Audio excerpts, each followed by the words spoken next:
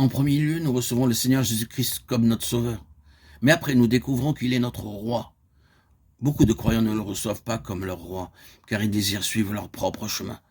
Si le Seigneur Jésus-Christ doit être notre Roi céleste, il faut absolument qu'il soit souverain dans nos cœurs et nos vies.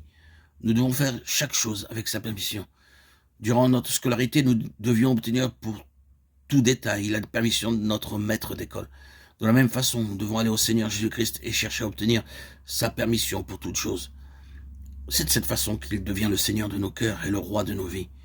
Il est le Roi des rois et le Seigneur des seigneurs. 1 Timothée 6, 15, Apocalypse 17, 14, 19, 16. Nous devons dire, Seigneur, je veux que tu sois mon Roi, même dans les détails. Il faut qu'il nous gouverne, nous conduise et nous possède. Souvent, nous allons seulement à lui pour recevoir quelque chose. Nous cherchons à obtenir son aide pour notre travail, une promotion, notre mariage, nos enfants, notre guérison, pour être libérés de nos ennuis ou recouvrer les choses perdues et pour obtenir la victoire sur l'ennemi. Nous prions souvent ainsi, veuille m'aider à faire quelque chose en ma faveur. Mais nous n'allons pas à lui en vue d'obtenir sa permission. Très peu de croyants connaissent la façon d'être gouvernés par lui, même dans les détails. Si vous voulez être un vainqueur, alors le Seigneur doit être le roi de votre cœur. Il désire que nous soyons finalement des rois. Nous devons être préparés par le roi à devenir des rois dans son royaume. Apprenez à devenir un roi en vous plaçant sous sa royauté pour chaque détail de votre vie.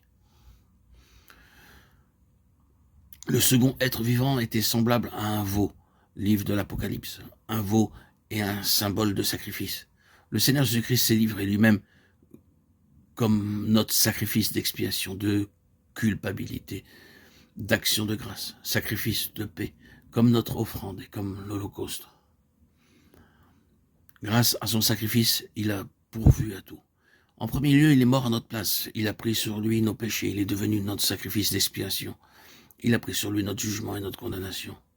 Il est également notre sacrifice de culpabilité.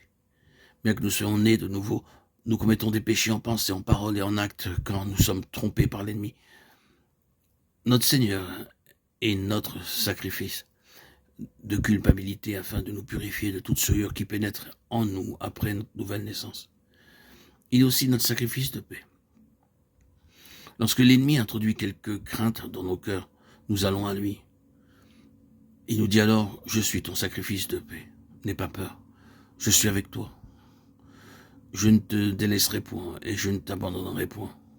C'est de cette façon qu'il nous donne la paix intérieure. Il est aussi notre offrande de gâteau. Il nous accorde de façon quotidienne la force pour nos fardeaux. Il est encore notre holocauste afin de nous rendre parfaits. Il nous dit, soyez donc parfaits comme votre Père Céleste est parfait. Matthieu 5, 48.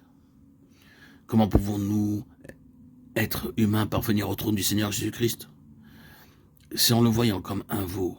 Il nous dit, je suis ton holocauste. L'holocauste représente la vie parfaite de notre Seigneur Jésus-Christ. Il est notre perfection et notre justification. Le Seigneur vivant devient lui-même notre perfection.